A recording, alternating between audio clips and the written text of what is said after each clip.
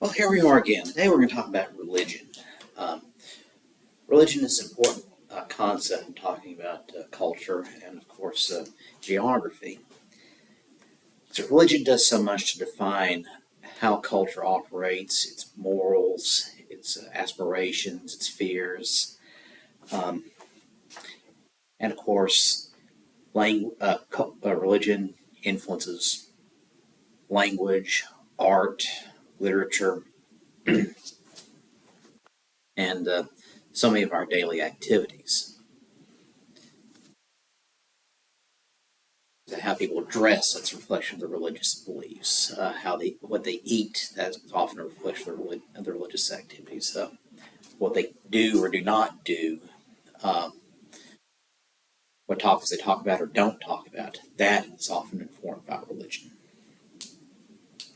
And there are thousands of religions in the world today. Um, and of the 8 billion people in the world, yes, a lot of people, they have very different ideas about religion. Questions about is there a God or gods, questions about where we came from and where we're going. Is there something beyond this? And religion um, tries to answer these questions. It tries to be a source of comfort in a time of crisis, of stress, and despair. Um, Same form is a very important part of many people's lives. Like I said, there's a lot of different kinds of religious beliefs. And talking about God concepts, there are basically three different God concepts: atheism, believe there's no God; monotheism, one God. In this case, it's usually a creator God, a creative force or entity that created the universe and everyone in it. And polytheism, more than one God. It can be two, it can be 3 million.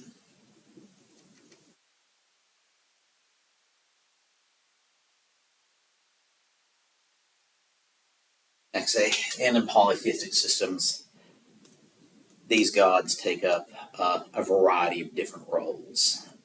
They're defined in many different ways. And within these systems, they're often not just these main deities, but also sometimes spirits or certain beliefs about spirits and spirituality. For example, animism is popular in a lot of early and ancient religions. Animism is the belief that spirits inhabit animals or inanimate objects like rocks or trees or something. Amulets sometimes.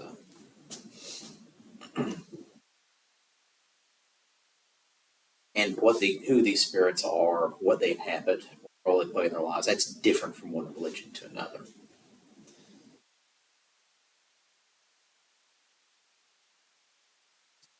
Animals and or inanimate objects.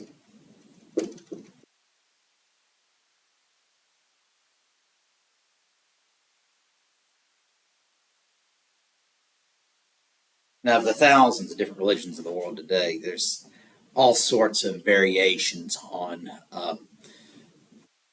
these beliefs. While a lot of them have a lot of ideas in common, a lot of them have a lot of specific differences, a lot of specific beliefs. And the atheist side of it, now you also have agnosticism.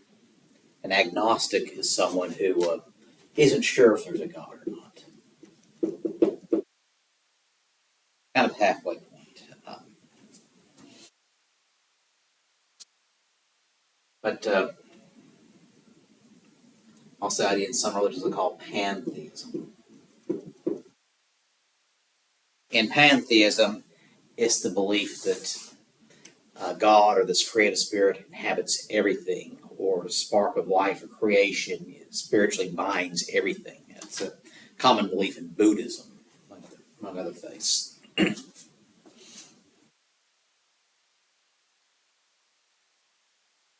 But we could spend months talking about what different religions there are in the world.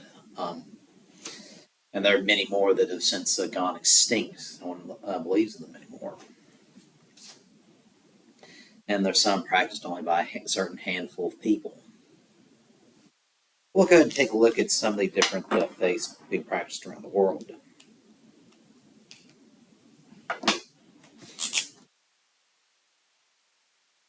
Islam. Founded in the 7th century AD by Muhammad in Arabia after he had claimed revelations from God. They call it Arabic Allah. It's monotheistic. God is Allah. In Islam, roughly translated from Arabic, means submission to the will of God.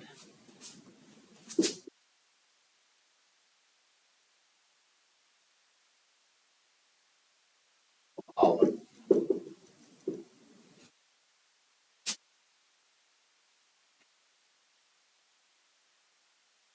It is you're a willing follower, you're part of a community of willing followers. Um,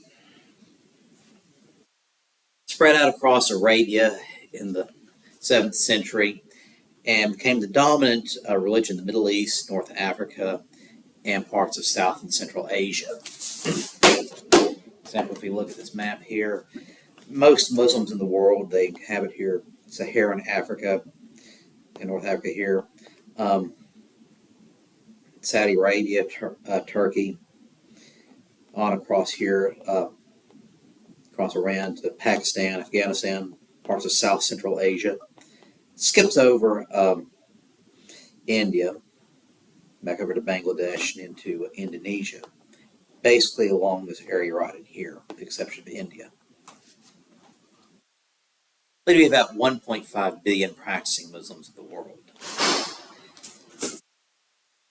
Now the different sects of Islam, Sunni Islams, Shiite Muslims, Wahhabists, among others.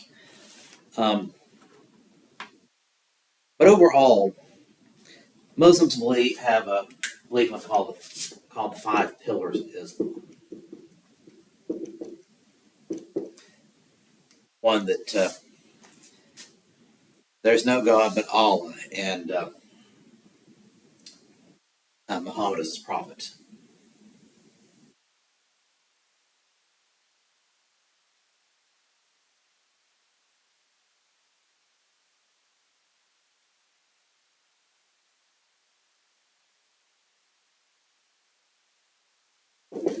So Muslims believe is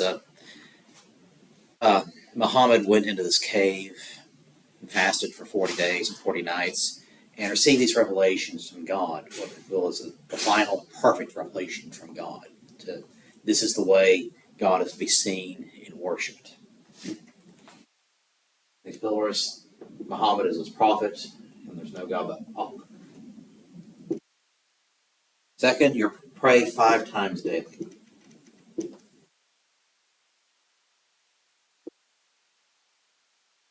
Usually facing Mecca.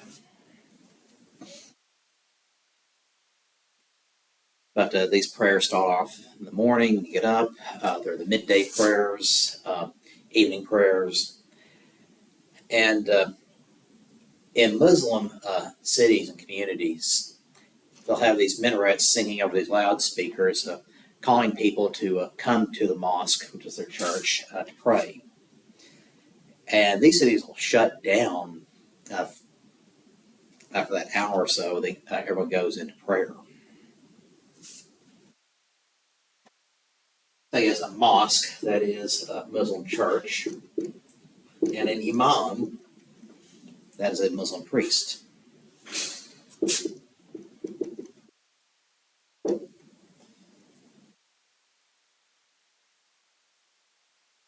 Now, back to the third pillar of Islam.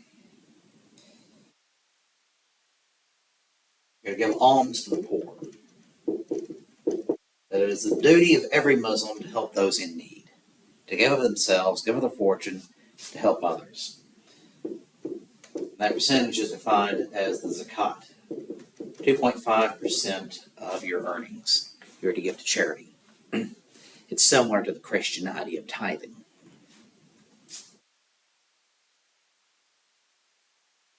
You're to fast during the holy month of Ramadan. And traditionally, Muslims follow the lunar calendar, so the month of Ramadan, it shifts around during the calendar year. During Ramadan, you fast during the day, and nighttime is a time for prayer, reflection, gathering with friends and family.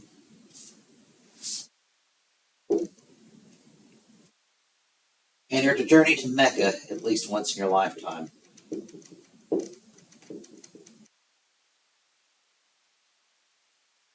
That's what they call the Hajj. If you're physically and financially able to. So they do make exceptions there, but generally you are seen as a part of your obligation is to go to Mecca. Mecca is where Muhammad is buried. It's always considered a holy site in the Muslim faith. And many Muslims, when they take the Hajj, it's during Ramadan.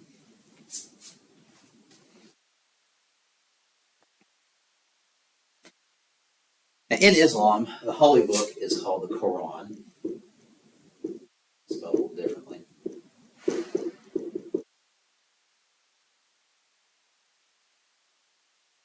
It does contain the Old Testament, but also Muslims consider Christians and Jews to be people of the book. They consider Allah to be the same God as the Christian and Jewish God, same creator God. And like I say, they consider Moses and Daniel to be prophets, just as it is in the Jewish and Christian tradition. But the main difference between Christianity and Islam is Muslims consider Jesus to be a prophet, but not the Son of God. And for Christians, that's what everything is. It's the belief in the Son of God as Jesus is the Son of God. With the Quran, it's a collection of the revelations from Allah to Muhammad.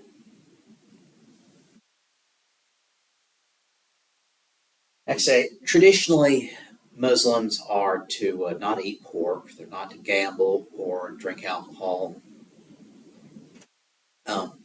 Women are to dress modestly, but the definition of what modest is, that's different from one part of Islam to another. Go to some Muslim cities, you'll find women dressing just like they would in any other Western European or American city. But you go to some more rural areas, say Afghanistan, women are wearing the burqa, the complete head covering from head to toe, and just something just cut out of the eye, just the eye holes cut out. Others will just wear other women will just wear the veil in some areas, particularly like Iran, Iraq. They'll wear like head covering or something. But it's different from one culture to another. And the rights women have in Muslim countries, and the rights all people have in Muslim countries, it's different from one to another. Similar to Christianity, Christianity has in the past been used to justify monarchies and totalitarian states, but it's also been used to justify democracies, republics, and civil freedoms. You have the similar kind of things in Islam.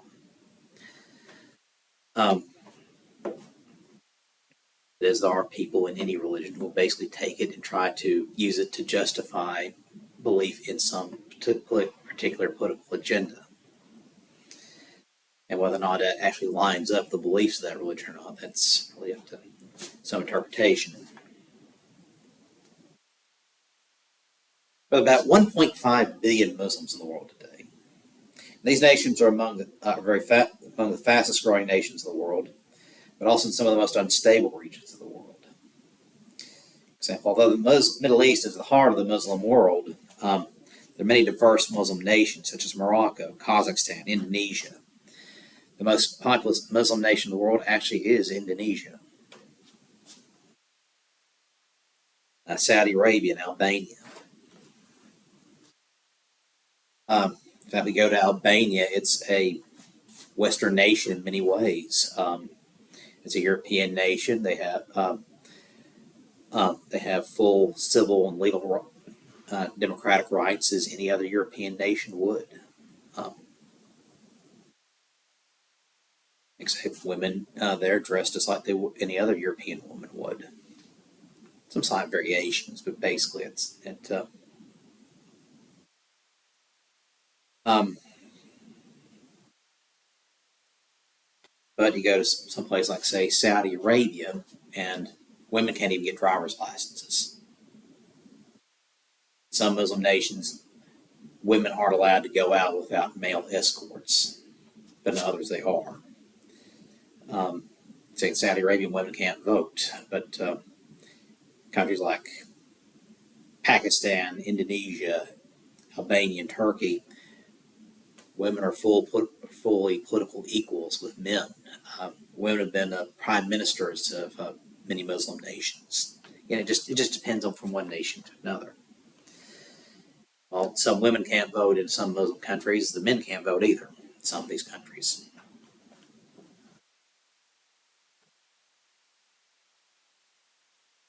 Now, there are the five pillars of Muslim faith. One idea has been controversial both inside and outside the Muslim world, the idea of jihad. It doesn't necessarily mean holy war. The word has a little more nuance than that.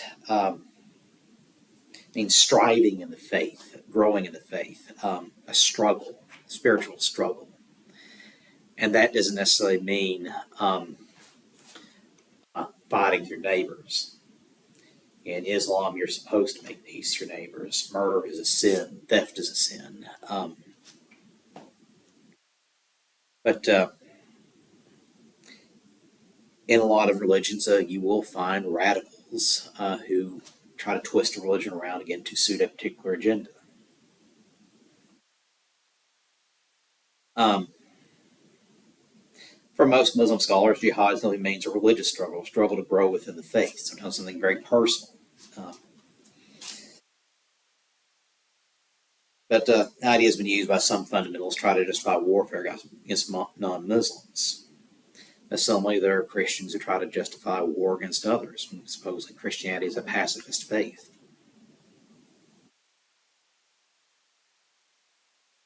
Now, the two main divisions of the Muslim community, Sunnis and Shiites, states a 9th century dispute over which man was at the rightful head of the Muslim community. And sometimes it's been an extremely violent dispute. Now, there are some doctrinal differences between Sunnis and Shiites, but that's the root of the main conflict is the line of succession, who was supposed to be in charge and who wasn't supposed to be.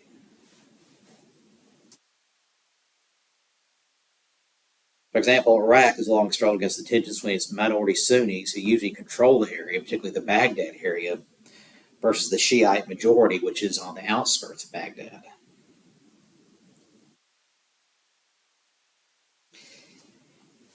In many Muslim nations, clerics have special power and influence over the state, particularly like, say, Iran.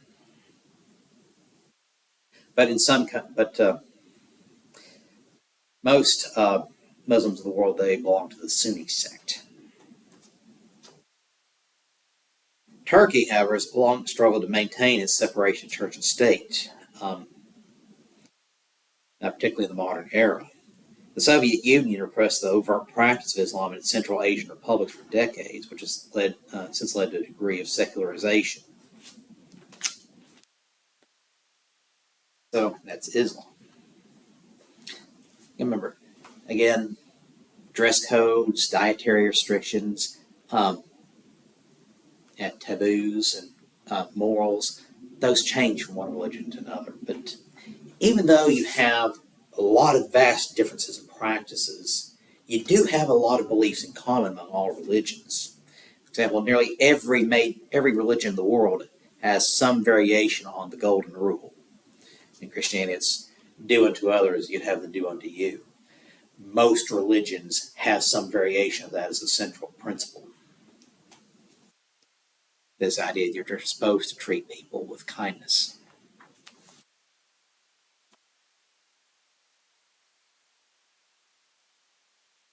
Moving over a little bit.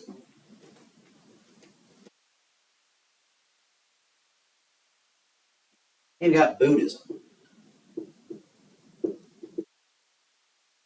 Dates back about 550 BC.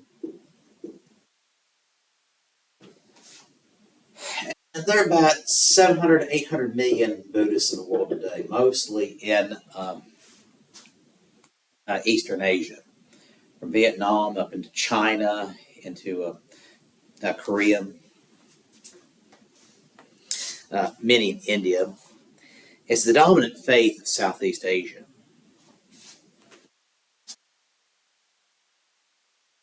Um, Buddhism, again, it's kind of a pantheistic idea. It's founded by um, a religious leader, Buddha, who was originally from India and spread across to Eastern Asia. And it's about the idea of overcoming the life cycle of tribulation, reaching spiritual tranquility. That state of spiritual tranquility they call nirvana. Like I said, Buddhists, like many other religions, they believe in reincarnation. And you'll be reincarnated in your next life depending on how you acted in this life.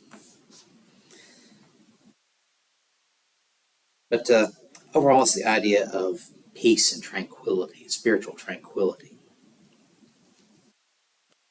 Um, there are very few dietary restrictions, dress restrictions for Buddhists, but Buddhist monks who live in these monasteries trying to reach this idea of spiritual perfection, they tend to be vegetarians, but that's not necessarily true for all Buddhists.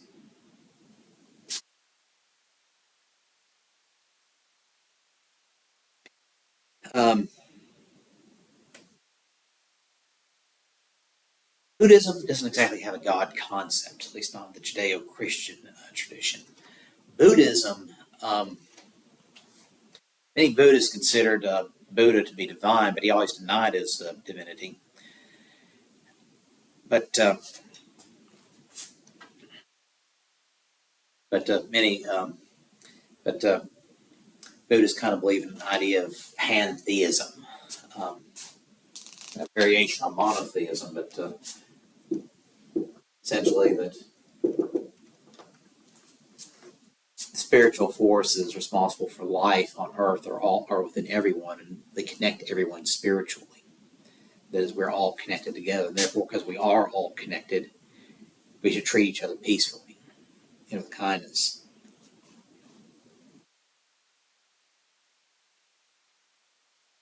Um,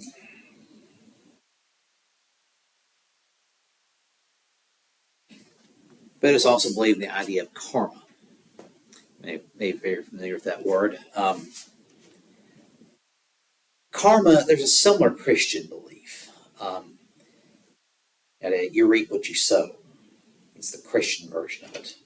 Karma is whatever energy you put out into the universe, it will come back to you. You put out bad vibes and bad feelings and evil out into the universe, it will come back to you. But if you put goodness and peace and love into the universe, it will come back to you. Because life kind of boomerangs that way. You reap what you sow, or um, um, how you treat others, you will be treated that way. But that's the idea of karma. Now, Buddhism is practiced by hundreds of millions of people, primarily in Asia. It is seen as an acquired faith rather than one revealed like Judaism, Christianity, or Islam. Buddhists see life as a cycle of tribulation, attempt to reach the state of a nirvana. They believe in reincarnation based on the individual's actions in a previous life. You get to Christianity.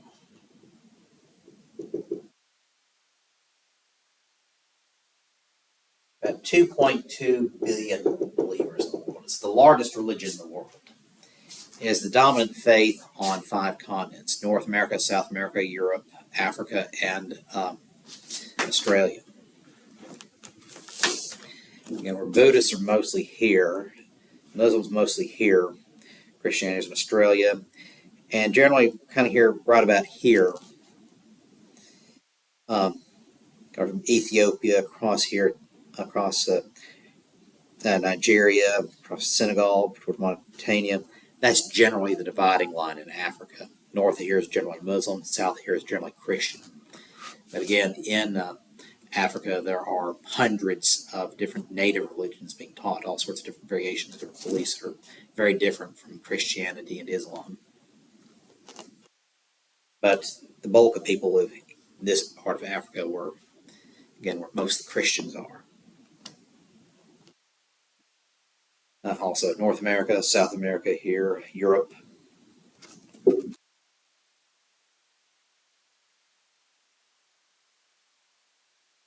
Christianity, it is the birth, life, death, resurrection of Jesus Christ.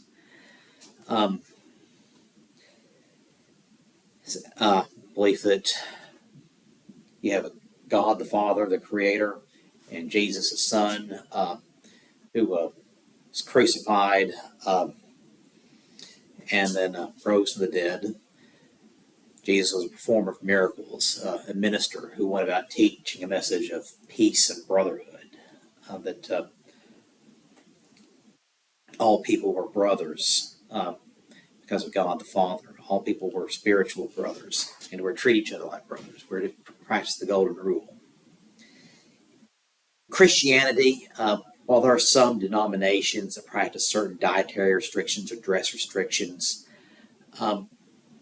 there really aren't a lot. It's a very simple faith in many ways.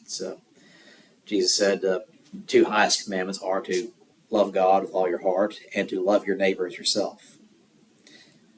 Love those who hate you. Turn the other cheek if you're struck.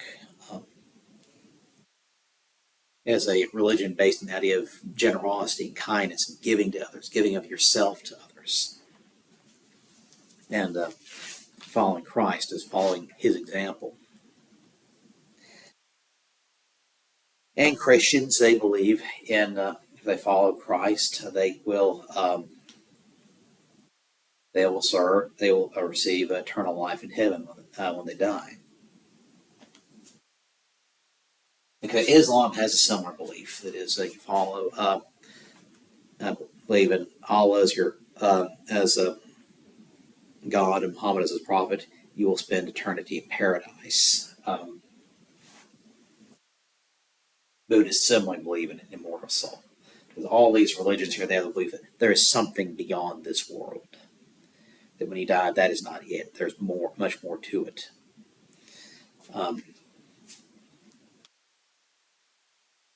Christianity dates to the 1st century Judea. It started as a reform movement within Judaism. It spread out from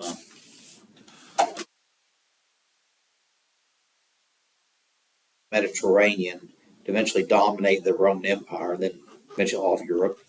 And once Europeans started spreading out beyond Europe, it was spread to Africa, the Americas, Australia, all the way up to even large portions of Asia. Like I said, there are many Christians in Asia. South Korea, it is most people who go to church there are Christians. It's because of many years of evangelical missionary efforts by Christians there.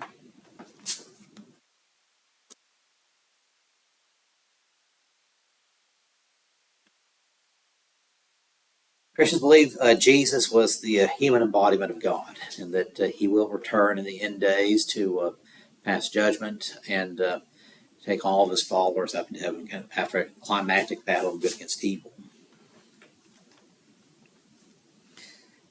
But there are dozens of different denominations in Christianity, the largest of which is the Roman Catholic faith. It's the oldest and first organized denomination. There are about 1.2 billion Catholics in the world. Most Christians in the world are Roman Catholic. But most of Europe and the United States, Canada, and Australia, they're mostly Protestant. There's after a division in the 16th century over the direction of the Catholic Church. Certain Catholic beliefs and practices that led to a split between Catholics and Protestants. They have the Orthodox Church, which is dominant in Eastern Europe, Southeastern Europe, and in Ukraine and Russia. The tens of millions of Orthodox Christians. Actually, and again, Protestants. But there are dozens, if not hundreds, of different denominations of Protestantism, practiced by hundreds of millions of people. So in the United States, the largest denominations are Roman Catholic, Baptist, and Methodist. And among these particular beliefs, Baptists and Methodists are subdivided into dozens of different groups.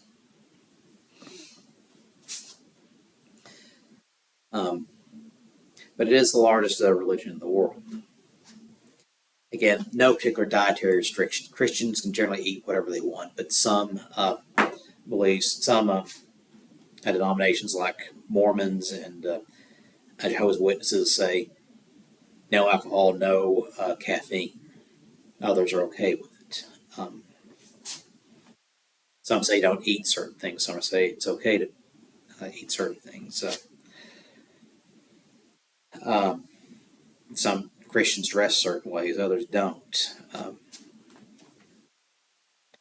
Maybe one of the most striking example would be the Amish community in southern Pennsylvania. The Amish are Mennonites. They're a sect that believes that they should live a simple life of poverty as Christ lived, one divorced from technology. So that's why the Amish don't have these, they don't have cars, they don't have phones, they don't have computers, because they believe those are a distraction from their worship of God. They live a simple life without technology. And so they dress in very traditional ways. That's why if you go to Amish communities, it's like it's still in the 1700s because they don't want the distraction of technology. But again, that's just one denomination. You've got other denominations, Methodist, Presbyterian, Episcopalian. They have the most advanced tech. They are engineers and doctors and scientists inventing the most advanced technology possible at the forefront of their academic fields. Same thing with Catholics and Baptists and many others. But you've got some that just simply don't want the distractions that technology brings. And that's the thing about Christianity. There's so many different flavors of it, that so many different parts of it, that people do find their own little niche in Christianity and are comfortable with it. They find their own communities that are in Christianity on certain beliefs and ways of living, ways of thinking.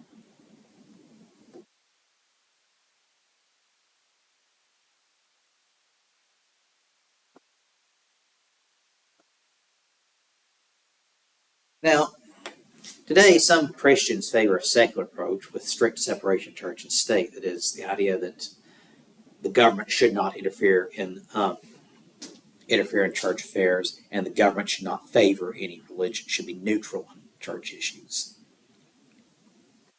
Others believe in a more fundamentalist approach, with laws and culture reflecting a narrow set of values. This debate is apparent within the developed nations of Europe and America, but is also apparent in Latin America, where Debates over such issues as birth control and the authority of the church emerge. In Latin America, it's majority Roman Catholic. Huge population explosions among the lower classes, improved family planning has been called for, but this has been met with opposition from many people on religious grounds. Some nations still have religious tests for an individual to seek particular offices. For example, Argentina for years had a requirement that all presidents must be Roman Catholic. Missionary efforts have spread the faith around the world, but also built schools and hospitals in remote areas. There's still many missionaries who take up this work of going to developed areas to build and maintain schools, build and maintain hospitals, develop clean water systems for them, help feed the hungry in these corners of the world, and even their own home countries. People, a lot of Christian groups, they will go around the community cleaning up trash on sidewalks. They will volunteer at nursing homes, homeless shelters, and food pantries. They will mow the yards and take care of the yards of people who, the elderly and the poor.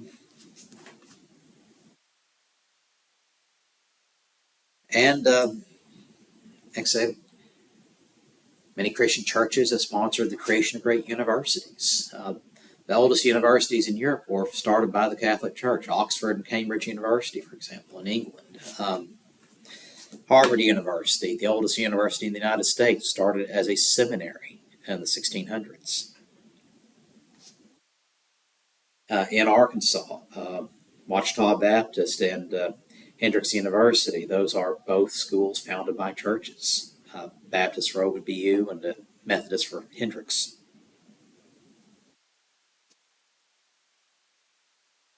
Now, the rise of Christianity in some parts of the world has caused conflict with traditional cultures and native religions. In China, Christians are routinely arrested for practicing their faith, and in many countries, Christians are persecuted for practicing their faith. In Sudan, Muslim rebels have brutally attacked Christians and other Muslims in the Darfur region, killing and maiming thousands.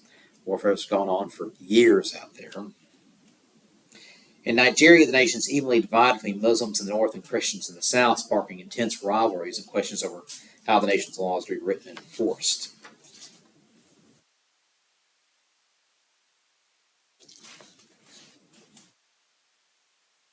You got Hinduism.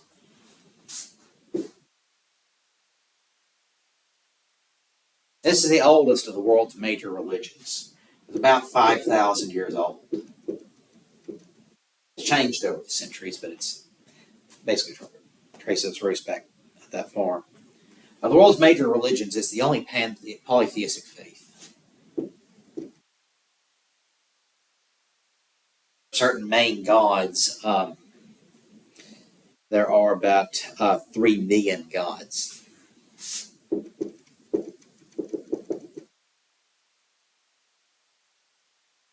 Krishna and Vishnu are among the main gods.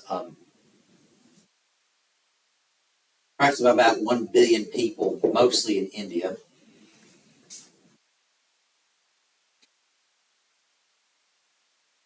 Now, it's also a religion that believes very strict in reincarnation. And because of that, for centuries, they developed a caste system that is your family is limited to certain occupations they can practice, certain levels of they're limited to certain levels of society because they're locked into this one group dictated by the religion. The Brahmins, for example, they're the top caste in Hinduism. These are the elites, the priests, and the leaders of society, down to what they call several layers to what they call the untouchables, the poorest of the poor. And generally, those are outcasts of society. But they believe through reincarnation, if you live a good life, then you can rise up to the next caste level through over your next several incarnations. But because since India became independent, became a democratic country, they've been trying to move past the caste system. India is the only Hindu majority nation in the world.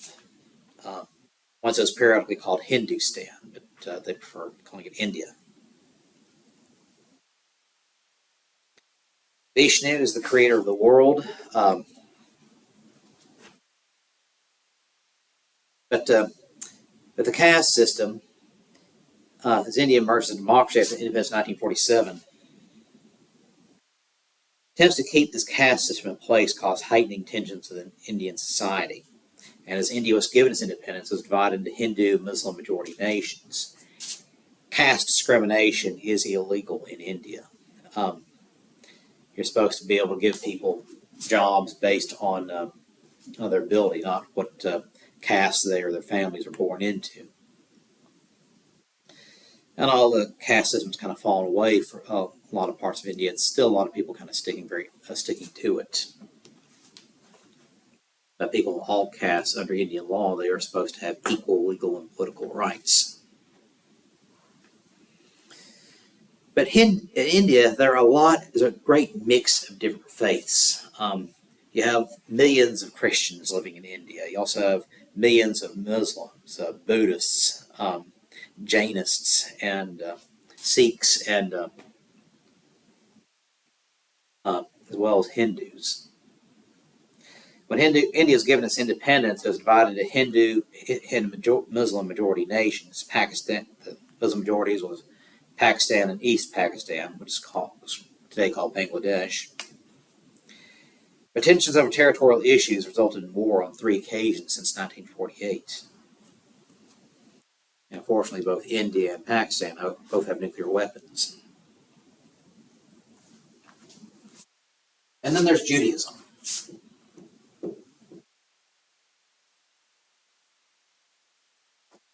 It's a monotheistic faith going back about 3,000 years.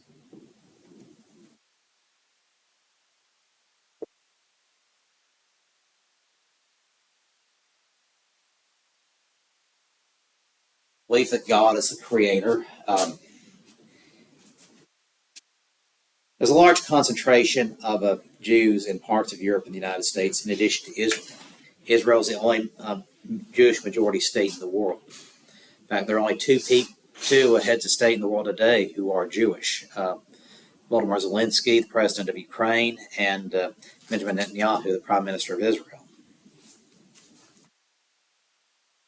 Um, Outside of Israel, the largest population of Jews is in the United States.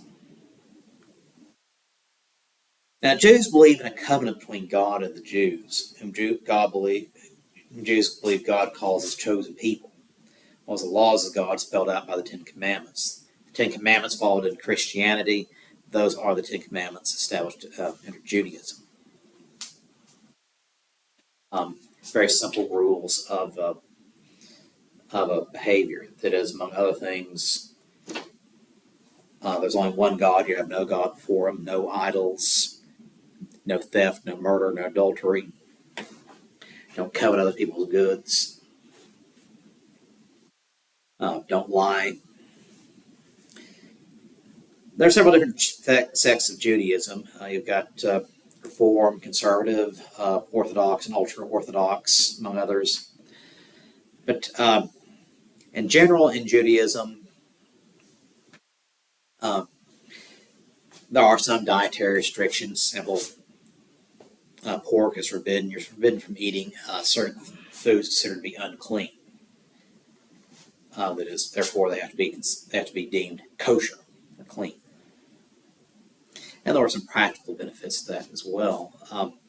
Part of the world they emerged in, Israel, it's a very dusty, very arid area, and certain practices of cleanliness and dietary restrictions were very beneficial. Um, After the area was taken over by the Romans, the Jews were slowly spread out across Europe and throughout the area, but the Jews maintained a presence in Israel since antiquity, since before the Romans, before the Greeks, before the Syrians and Persians, dating back to the founding of the Jewish state in 1000 BC.